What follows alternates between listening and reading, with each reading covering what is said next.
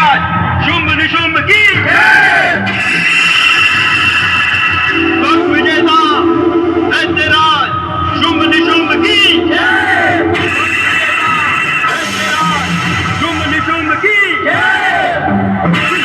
हमारा विमान। हे शुंभ निशुंभ, तुम्हारे कल्याण के लिए ही ये विमान रोका है।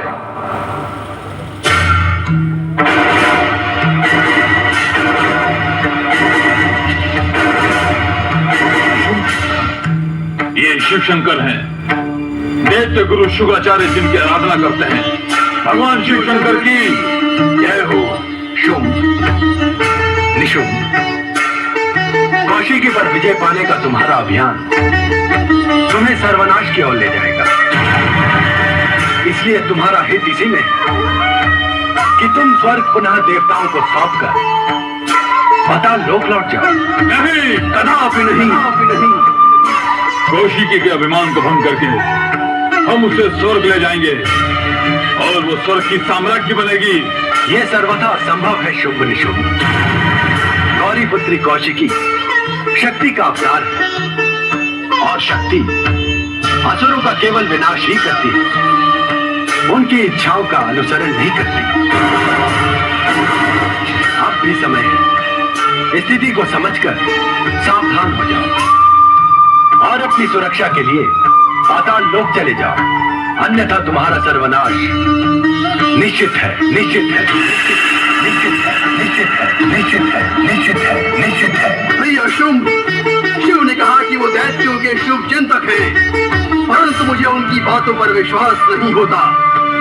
हमें उनके बहकावे में नहीं आना चाहिए और कौशिकी को स्वर्ग साम्राज्य बनाने का अभियान पूर्ण करना ही चाहिए।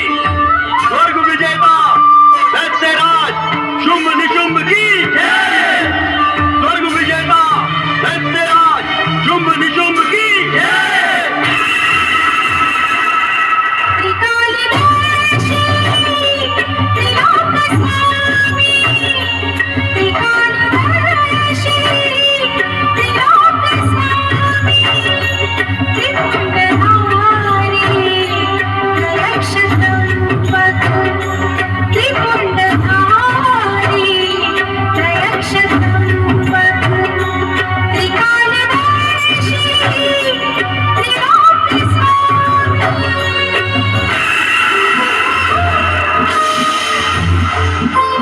कैसी हो कौशिकी?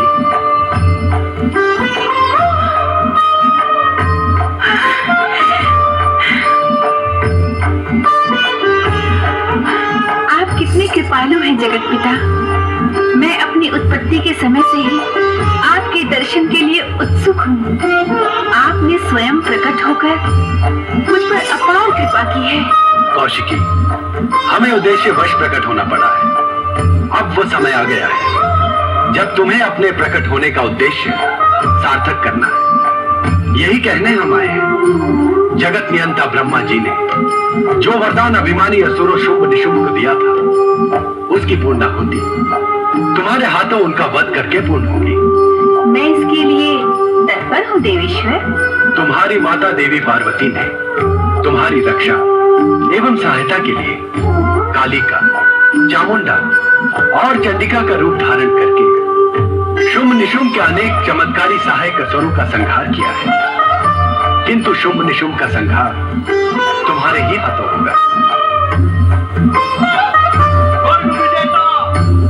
असुर तुम्हारे द्वार तक आ पहुंचे। अब तुम अपने कर्तव्य का निर्वाह करो।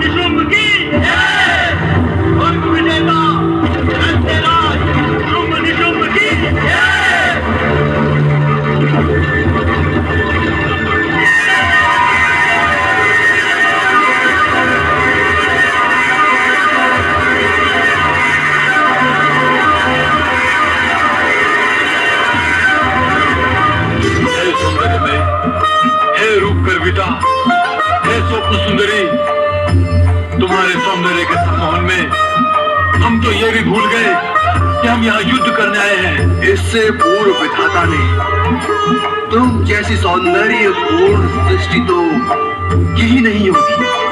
अब भविष्य में भी क्या करेगा? सृष्टि का संपूर्ण सौंदर्य तो तुम्हारी रचना में ही समाप्त हो गया। तुम्हारी रचना करने के पश्चात सौंदर्य के नाम पर विधाता के पास अब शेष बचा ही क्या होगा?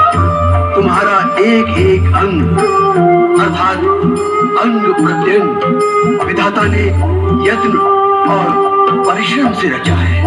तुम्हें बनाकर यदि विधाता अपनी रचना पर गर्व भी करे तो उसका गर्व कौन खंडित कर सकता है?